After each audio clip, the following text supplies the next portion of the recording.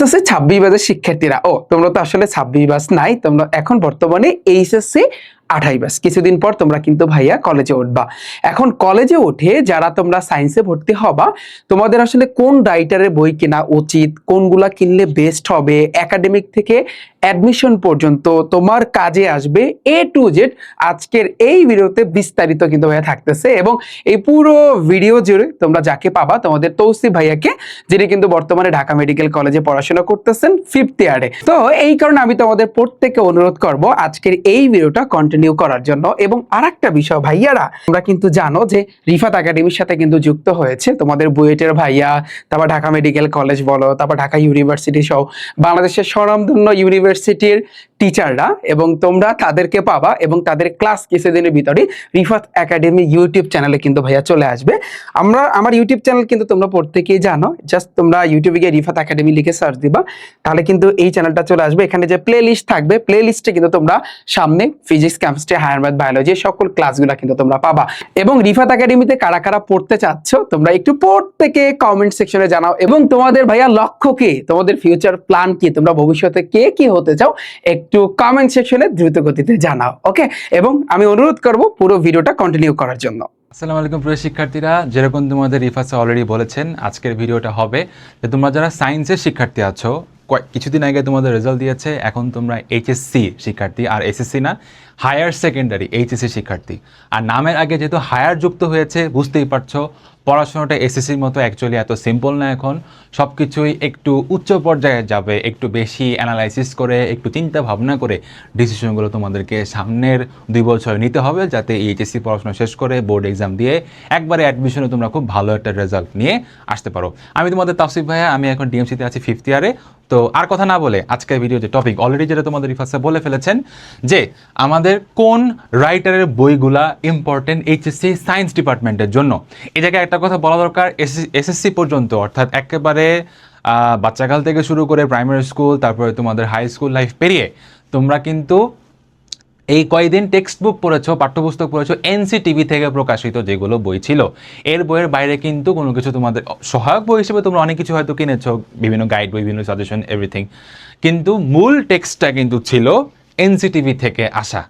এখন এইচএসসি লেভেলে 11-12 দেখবা মূল টেক্সট বইটাই অনেকগুলো রাইটারের আলাদা আলাদা ভার্সন আছে, কারণ কোনো অফিসিয়াল বই, কোনো সাবজেক্টেই অফিসিয়াল বই শুধু বাংলা বাদে এবং ইংরেজি বাদে অন্য কোনো সাবজেক্টে, বিশেষ করে সায়েন্সের সাবজেক্টে তো বটেই, কোনো অফিসিয়াল এনসিটিভি কর্তৃক অনুমোদিত বই নেই। এই জন্যই বাজারে এক একটা সাবজেক্টে 5-6টা ইভেন 10টা রাইটারেরও বই অ্যাভেলেবল আছে। তো এখানে কোন বইটা তুমি চুজ করবা, এটা অবশ্যই একটা পার্সোনাল ডিসিশন। তবে এটার ব্যাপারে অবশ্যই সিনিয়রদের কনসালটেশনটা নেওয়া অনেক বেশি জরুরি। তো একজন বড় ভাই হিসেবে, তোমাদের স্যার বলো বা বড় ভাই হিসেবে, আমি পার্সোনালি কোন বই পড়েছি এবং কোন কোন অপশন বাজারে আছে যেগুলো আমরা আমাদের রিফাত একাডেমি থেকে ফলো করব অ্যান্ড তোমাদেরও করা উচিত, সেটা সম্বন্ধে একটা প্রপার গাইডলাইন আমরা দিব। তো চলো শুরু করে দেওয়া যাক, আমরা সময় নষ্ট না করি। আচ্ছা, এই সাবজেক্টগুলো আশা করি তোমরা সবই জানো, ফিজিক্স, কেমিস্ট্রি, হায়ার ম্যাথ এবং বায়োলজি, পদার্থবিজ্ঞান, রসায়ন, উচ্চতর গণিত, জীববিজ্ঞান, এই 4টা সাবজেক্টের বইগুলো নিয়ে আমরা কথা বলবো। এখানে একটা বিষয় তোমাদের জন্য কাইন্ড অফ সুখের খবরই বলতে পারো, যে এসএসসি লেভেলে কিন্তু জেনারেল ম্যাথ এবং হায়ার ম্যাথ এরকম 2টা পার্ট ছিল। এখন সাবজেক্ট একটাই হয়ে গেছে, জেনারেল ম্যাথ আর হায়ার ম্যাথের জায়গায় শুধুমাত্র উচ্চতর গণিতটা থাকবে। তবে এইচএসসি লেভেলে কিন্তু প্যারা আছেই, দিন শেষে এইটারও কিন্তু ফার্স্ট পেপার সেকেন্ড পেপার আছে। হ্যাঁ, ফার্স্ট পেপার সেকেন্ড পেপার আছে, একই, শুধু হায়ার ম্যাথ না, প্রত্যেকটা সাবজেক্টেরই ফার্স্ট পেপার সেকেন্ড পেপার কিন্তু আছে। তবে বিষয়টা এরকম হবে না যে যেই রাইটারগুলোর নাম আমরা বলবো যে একটা সাবজেক্টের ফার্স্ট পেপার পড়বা অমুক রাইটারের, সেকেন্ড পেপার পড়বা অমুক রাইটারের, এরকম হবে না। যেই রাইটারের নামগুলো আমরা এখন এই ভিডিওতে বলবো সেটার ফার্স্ট পেপার ও সেকেন্ড পেপার নিশ্চিন্তে তোমরা কিনে ফেলতে পারো। ওকে, চলো আলাপ আলোচনা শুরু করা যাক। ফার্স্ট সাবজেক্টটাই হচ্ছে আমাদের ফিজিক্স। এখন এইচএসসি লেভেলে ফিজিক্স অনেকের কাছে অনেক আতঙ্কের নাম, কারণ হচ্ছে এসএসসি লেভেলে তোমরা যে ফিজিক্স পড়ে আসো তার তুলনায় এইচএসসি ফিজিক্সের থিওরি অনেক বেশি ডিটেইলড। ঠিক আছে, ফিজিক্সে ম্যাথ করার আগে এসএসসিতে তুমি অনেক সময় কিছু ম্যাথ আছে যেগুলো হচ্ছে যে অনেক সময় জাস্ট অঙ্কটা কীভাবে করতে হয় এটার প্রসেসটা শর্টকাটে বুঝে ফেললেও, কনসেপ্টটা কিছুটা কম বুঝলেও পার পেয়ে যাওয়া যায়। এইচএসসি লেভেলে তুমি এই পার পেয়ে যাওয়ার চিন্তাটাও ভুলে যাও। যেই কোনো অঙ্ক করতে গেলে বা শুধু অঙ্ক না, যে কোনো প্রবলেম সলভ করতে গেলে, যে কোনো সৃজনশীল বা এমসিকিউ আনসার করতে হলে এইচএসসি লেভেলে ফিজিক্সের কনসেপ্ট অনেক ভালো থাকতে হবে, থিওরিটা খুব ভালোভাবে তোমার পড়া থাকতে হবে, এবং এটার জন্য টেক্সট বুক তোমাকে অনেক হেল্প করবে, বুঝছো? তুমি অবশ্যই বিভিন্ন জায়গায় ক্লাস করবা, প্রাইভেট পড়তে পারো, অথবা আমাদের রিফাত একাডেমিতে তুমি কোর্স কিনতে পারো, বা অন্য কোনো জায়গা থেকে তুমি পড়তে পারো, এবং পড়ার দরকারও আছে। বাট টেক্সট বুকটা কিন্তু অবশ্যই বিশেষ করে ফিজিক্সের কনসেপ্টগুলো বোঝার ক্ষেত্রে অনেক অনেক ভূমিকা রাখে। তো আমি পার্সোনালি ইসাক স্যারের বইটা, এটা আমার ফেভারিট, মাই ফেভারিট। আমি এইটার থিওরিটা বিশেষ করে যেটা বললাম, ফিজিক্সের ক্ষেত্রে তোমার থিওরিটা ইম্পর্টেন্ট বেশি। তো এই থিওরিটিক্যাল আলাপ আলোচনাগুলো তপন স্যারের বইয়ের তুলনায় ইসাক স্যারের বইতে একটু সহজভাবে বোঝানো আছে। সো এটা আমার ফেভারিট। এই যে ইসাক স্যারের বইটা তোমরা এখানে দেখতে পাচ্ছ, এই যে ইসাক স্যারের বই হচ্ছে এটা, ঠিক আছে? তো এই ইসাক স্যারের বইটা এই প্রচ্ছদটা অনেকটা দেখতে এরকম হয়। এই প্রচ্ছদ তোমার মান্ধাতার আমল থেকে অনেকটা এরকম, খুব একটা চেঞ্জ হয় নাই। তো এই বইটা তোমরা চাইলে ফলো করতে পারো, এটা আমার ফেভারিট। আরেকটা বিষয় হচ্ছে, যারা মেডিকেল অ্যাসপিরেন্ট ডাক্তার হতে চাও, মেডিকেলের জন্য কিন্তু এই বইটাই গুরুত্বপূর্ণ। মেডিকেলের জন্য কিন্তু অবশ্যই আমরা শুরু থেকেই ইসাক স্যারের বইটা ফলো করব। আর এই জায়গায় আমার ফেভারিট বলে তপন স্যারকে আন্ডার এস্টিমেট করার কিছু নাই।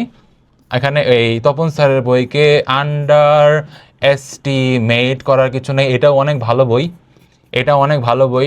বিশেষ করে আমি যেটা বললাম যে ফিজিক্সের থিওরি পার্টগুলা অনেক মোটামুটি সহজ করে ব্যাখ্যা করা আছে ইসাক স্যারের বইতে, বাট তপন স্যারের বইতে ফিজিক্সের তোমার কনসেপ্টগুলা, থিওরিগুলা আর একটু ডিটেইলড ওয়েতে। যারা একদম ফিজিক্সের ডিপে ঢুকতে চাও, সেখানে কিন্তু তুমি তপন স্যারের বইয়ের হেল্প নিতে পারো।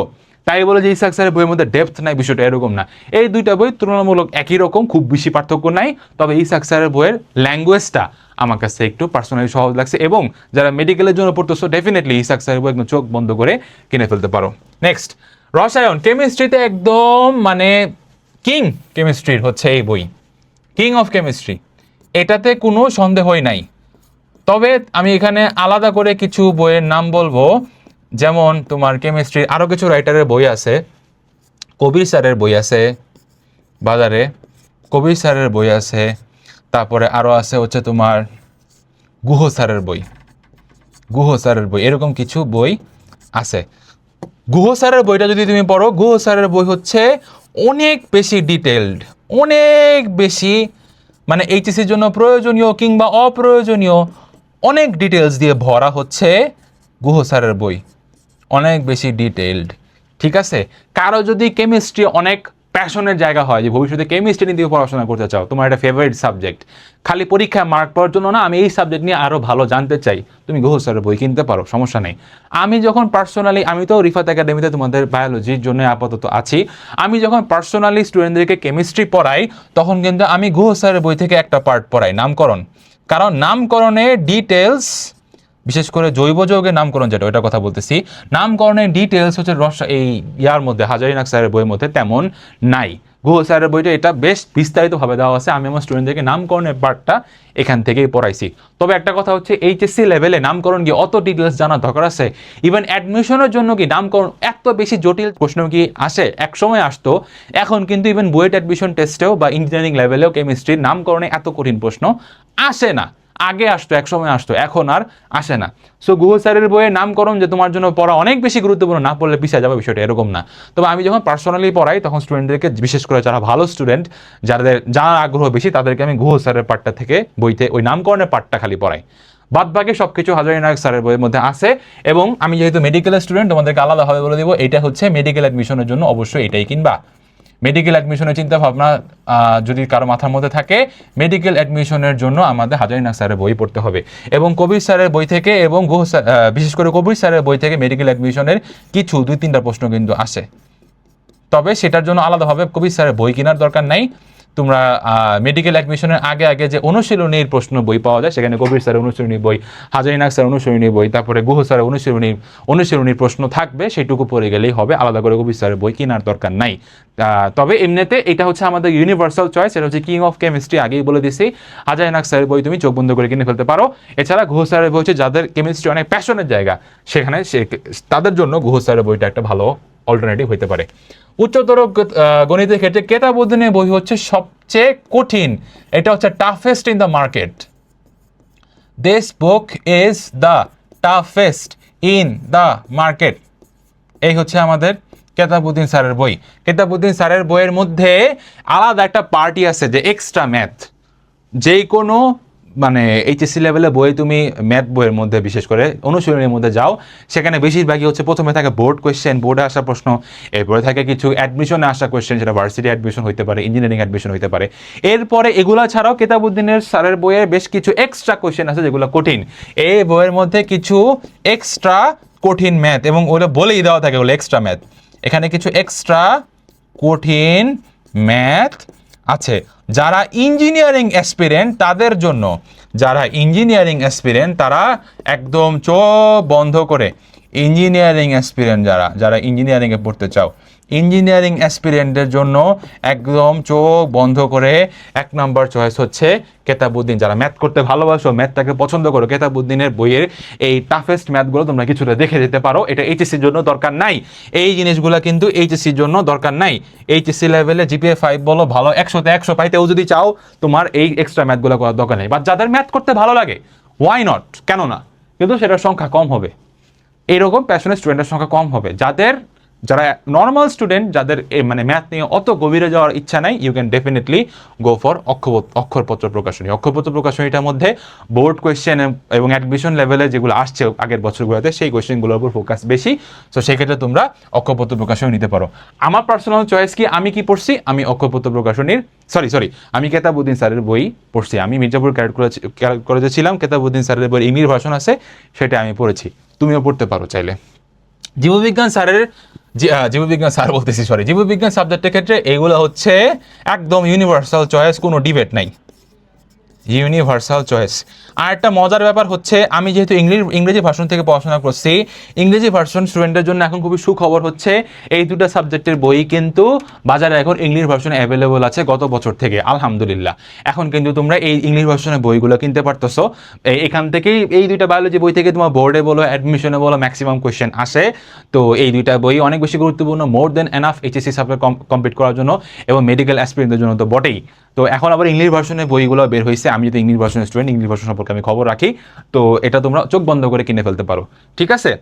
আর অবশ্যই এটা মেডিকেল অ্যাসপিরেন্টদের জন্য তো বটেই। আর কোনো বইয়ের দিকে চিন্তা করার দরকার নেই, আর কোনো বইয়ের দিকে তোমার চিন্তা করার দরকার নেই। তুমি মেডিকেল অ্যাসপিরেন্ট হও বা না হও, এই দুইটা বই কিনলেই চলবে। তো এই হচ্ছে আমাদের মোটামুটি আজকের ক্লাসে আমরা ফিজিক্স, কেমিস্ট্রি, ম্যাথ এবং লাস্টে বায়োলজি কোন কোন রাইটারের বই ইম্পর্টেন্ট সেটা বলে দিলাম। এবং আবারও বলছি, যারা মেডিকেল অ্যাসপিরেন্ট, যারা ইঞ্জিনিয়ারিং অ্যাসপিরেন্ট, যারা কোন সাবজেক্টে একটু বেশি গভীরে যেতে চাও, সব রকম স্টুডেন্টদের জন্যই আলাদাভাবে সাজেশন দেওয়া আছে। তুমি যেই লেভেলের স্টুডেন্ট এখন সেটা তুমি বিবেচনা করে তার উপরে ডিসিশনটা নিবা। তবে এটা একান্তই তোমার পার্সোনাল ডিসিশন। আমি তোমাকে শুধু একজন পরামর্শ দিতে আসছি, তবে আশা করি ভালো পরামর্শ দিতে চাচ্ছি, এরকম ভালো পরামর্শ দিতে পারছি। সো এরকম পরামর্শ যদি আরও পেতে চাও, একাডেমিক গাইডলাইন, তাহলে অবশ্যই আমাদের চ্যানেলে দ্রুত সাবস্ক্রাইব করে ফেলো। দেখা হচ্ছে নেক্সট কোনো ভিডিওতে। আসসালামু আলাইকুম।